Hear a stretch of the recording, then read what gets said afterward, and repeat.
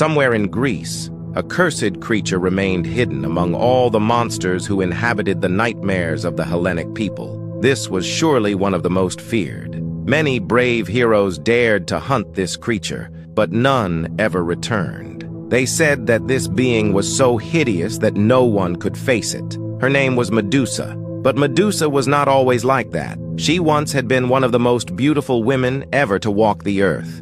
She was born of the union of two primordial sea deities, Phorcys and Ceto, and she came into the world as a normal child. Medusa had two sisters, Stheno and Euryale. They were Gorgons, creatures that combined women and serpent traits. Since childhood, Medusa was devoted to the goddess Athena, and when playing with her sisters, she always pretended to be the goddess Athena, while her sisters loved to be the villains. Together with the girls, she also played with a boy called Iphicles, who was Medusa's best friend. The two were inseparable. Medusa grew and became more beautiful every day. Medusa's charms made the young Iphicles an easy target for Eros, the god of love.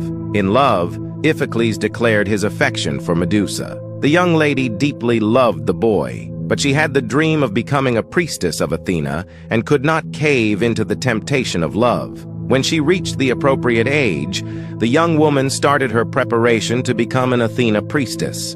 The temple's apprentices needed to have pristine conduct and discipline.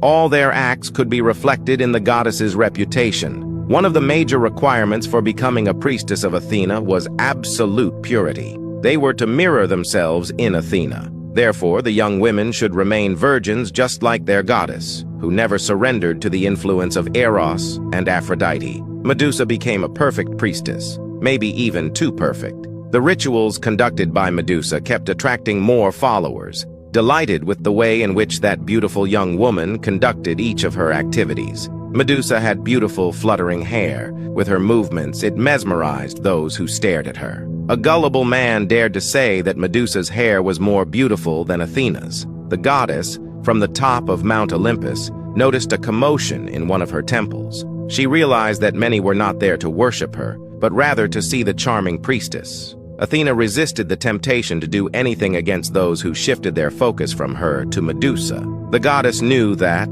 although this was wrong, the young priestess was not to blame. After all, she was only doing her work in the best way she could. Meanwhile, at Mount Olympus, Poseidon noticed the goddess's restlessness. The sea god and Athena had a major rivalry. They disputed the right to be the city's patron god, which was the capital of the Attica region. The goddess was the winner of this dispute, and in honor of her, the new protective goddess